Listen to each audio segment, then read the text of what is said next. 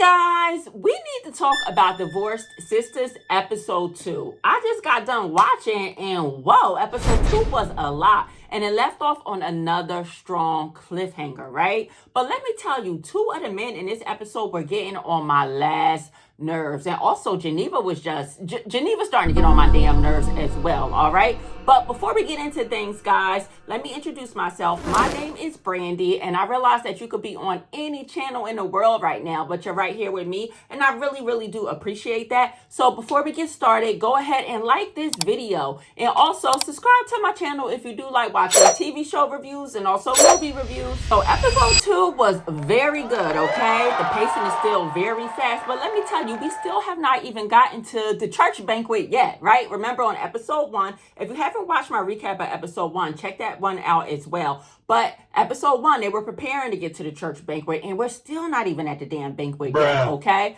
But it picks off where episode 1 left off, where Letoya was having a conversation with the 19-year-old that she was counseling at the church, and a 19-year-old girl divulged to her that I've been having sex with your husband.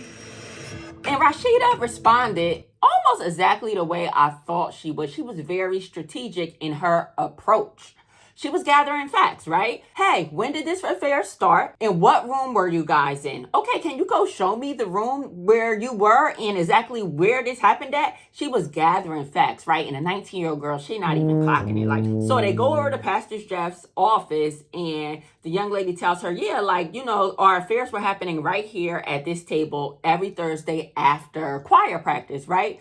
And Letoya tells the young lady, like, listen. See, we have to be careful and protect ourselves from little demons like yourself. We got cameras everywhere, right? I got a camera there. It's a camera in my office. Meaning that, yeah, the information you just told me in the office was recorded, and you're saying that you're with Pastor Jeff every Thursday, and I see on the cameras that you were not, in fact, with Pastor Jeff, and our calendar says that he was at home with his family. So basically, she told the little girl, like, you're lying, right? She clocked her, right? And the little girl was like, well, I keep calling her a little girl, but she's a 19-year-old, right? But the 19-year-old girl was like, well, if you're not going to believe me and help me out, I'm going to go get a lawyer. And Rashida says to her, like, hey, if you were telling the truth, why would you proceed to go get a lawyer? Why not go to the cops, right? And we find out, too, right, a few minutes later after Rashida dismisses the girl. You may go, and I wish you well in your struggle. Bridget, nosy self, she comes in. Feels like she was listening to the whole conversation from outside the door. She is so nosy, y'all. I really think that Rashida is going to have to get rid of Bridget as an assistant because she just be doing too much. But anyway, Bridget comes in and she says, another one? Yep. Yeah. I am so sick of these hoes. So this is not the first time that Pastor Jeff has been accused of having sexual escapades with the women at the church, right? But here's my thoughts on this, right? Like, I'm not sure if I'm Team Rashida just yet on this, right? I love the way she checked the girl. I love the way she was gathering facts, right? But is it true? You know, is it one of the cases where there's smoke, there's fire? You know, because if it's a whole bunch of women saying this, like, is Letoya covering up for him or what? She did her job, right? She did what was needed to be done in that moment, right? Never let them see you sweat, especially when this young lady is just trying to sue the church. Like, it might just be a money grab. Or on the flip side of that, right, just playing devil's advocate, what if the young lady isn't lying, right? What if Pastor Jeff was having sexual escapades with her? And what if Pastor Jeff was doing this with a lot of other women in the church, right? Because what we see even further on in episode 2, Pastor Jeff ain't no Satan. He's actually an asshole. He really is. And he doesn't treat Letoya, I keep calling her Letoya, but y'all know I'm talking about Rashida. He does not treat Rashida that nicely, right? So it's not so far-fetched to believe that maybe he is doing something wrong, right? But I can't wait to find out what happens with that storyline, right? We see in this episode that he's being sneaky as well. Like, he's taking secret phone calls. Rashida's asking who he's talking to. He won't respond to her, right? And their teenage kids are questioning him like, hey guys, you guys are miserable. You are only acting like you're happy when the church members are around, right? Like, what's good with that, right? But these teenagers were a bit much. Like, mind your business, right? Y'all kids, like, you don't know what happens in marriages, right? It's not all unicorns and rainbows every damn day, all right? But Rashida's storyline is still interesting, still popping. And let me tell you, she is acting her tail off. I love watching Letoya Luckett on the screen. So let's move on now to Geneva. Guys, I don't know about Geneva no more. Like, I was rooting for her. I thought she was about to be one of my favorites, but I'm second guessing her now, right?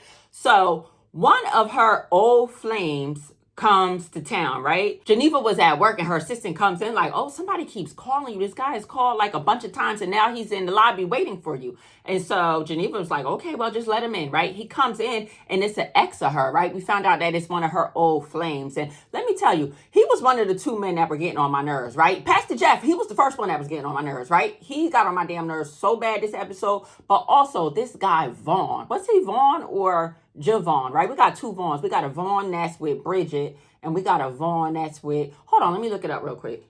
All right, so it looks like his name is Javon, okay? So Javon, he walks in her office, and just the audacity of him, like the entitlement, like he on some old give me a hug type stuff, right? She gets up, she gives him a hug, and he tells her that he's back in town, that he got a divorce from his wife, but Geneva, oh my God, like she was literally so turned on just by the sight of him. Like you could see it all in her body language. Like, damn, she wanted to jump on him right then and there, right? But she doesn't, thank God. She doesn't do that right in her office. But she goes over to Rashida's house and she tells Rashida about the situation. And I feel like Rashida was giving her pretty good advice. You don't want to go down that path again. You have a husband, William. He loves you so much. Like, it's not worth it. But Geneva said, man, I just want to feel something again. Like, yo, they must have a really good sex life, you know, her and this Javon character, right? But later on, once we get closer to the church banquet, right? Geneva, she's getting dressed, husband's getting dressed. And mind you, though, from the first episode, she still does not know for sure whether William is cheating on her or not, right? Remember her 5-year-old daughter said that her husband said to somebody, you so damn fine. So we still don't know what happened with that. Episode 2 doesn't cover that at all. But what we do know is in her head, Geneva is still thinking about William might have did something wrong. So hopefully she's not going to use that as an excuse to hook back up with this Javon guy, right? But anyway, closer that evening to the banquet, Geneva's getting ready. She puts on a gorgeous green gown, right? And she comes downstairs and William has Javon in a crib and she is looking flabbergasted like, damn, what he doing here, right? And William like, oh, I invited him over. You know, he's in town or whatever, right? And her body language is just like so confused, so all over the place, right? And she really didn't want him to meet their daughter, Anika. But William insists like, hey, you know, I'll bring her down for 5 minutes. Just let her say hi to her uncle, right? So they bring out Anika, right? And Javon is just looking at her like, oh, you know, her name's Anika. What a pretty name. Like, so I feel like something else is going to come out later about Geneva choosing the name Anika for their daughter. Like maybe that's something her and Javon talked about in the past or whatever. But then William proceeds to put baby girl back upstairs to sleep. And Javon asked Geneva, is she mine? So you mean to tell me, right? So Geneva had an affair with him, we found out 6 years ago, and your daughter is 5. So it is a chance that baby girl Anika is Javon's daughter, yo. But I think that is so wrong, right? I don't care what complications you were having. She was having complications getting pregnant with William, her husband. And it took her a long time to conceive. But I don't care what issues you were having, man. That baby deserves to know who her dad is, right? So if Geneva could be that low and have any inclination that Javon could be the father and she didn't get a paternity test, I am mad with her. I am hot. She is no longer my favorite, right? But I don't want to jump the gun, right? Because it left off on a good cliffhanger. But let's see what happens in episode 3 with Geneva, right? But right now she on my shit list. But next, let's move over to Bridget, right? Bridget is getting on my nerves too. She definitely not one of my favorites. But she's in a relationship with Vaughn. Vaughn can't keep a job. Bridget gets a phone call from somebody that she contacted to help Vaughn get employment, like at a catering gig or something, right? And the man tells her, like, listen, you know, I had to let him go or he walked out. Either way, he couldn't keep the damn job again, okay? So they're home. She's asking him later on, like, what happened? You know, why can't you keep a job? This is like the 4th job that I helped you get. And he tells her, like, I'm a creative, baby. Like, I'm a creative. Like, what? You could be a creative. Like, I respect creatives, but listen, you need to have a job too. Why you doing? You're creating, right? But apparently she's taking him to the church banquet, which is a bad idea. He he seems like he just needs to stay home. Better yet, she just should not be with him. He seems very immature. He's 30 years old, and I don't know how old she is. I'm guessing she may be like 39, 40, but he plays video games all day, and he doesn't want to keep a job.